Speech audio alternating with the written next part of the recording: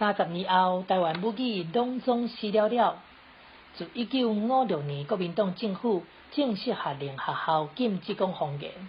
后来，这纠察队互相监视开始，台湾本土母语就一步一步踏入死亡的界线。到今已经超过60年，台湾人的母语大概会伫30年内拢总失了。世界语言当在快速流失甲死亡，超过咱的理解。语言学者捌讲，现在是世界上要活6000种的语言，到21世纪尾，90%拢会死亡灭种。台湾母语的流失嘛同款，真正足严重。本地咱有20多种无同的语言，但是有一半已经死去啊。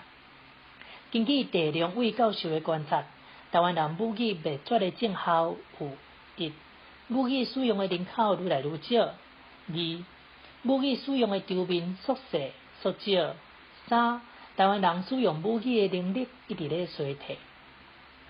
联合国嘛已经认定台湾本土母语濒临绝种。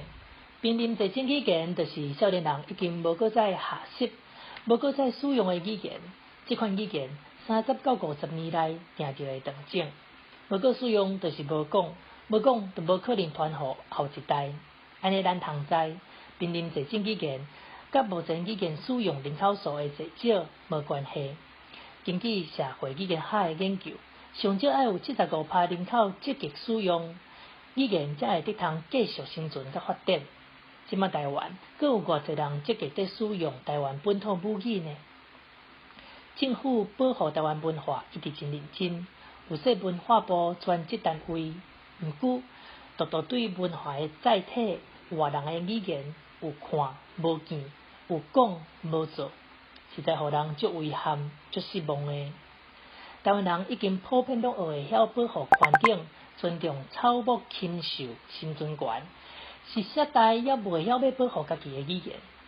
大家拢认定台语还阁有足侪人继续在使用无断种的危机，这是上恐怖、上互人烦恼的问题。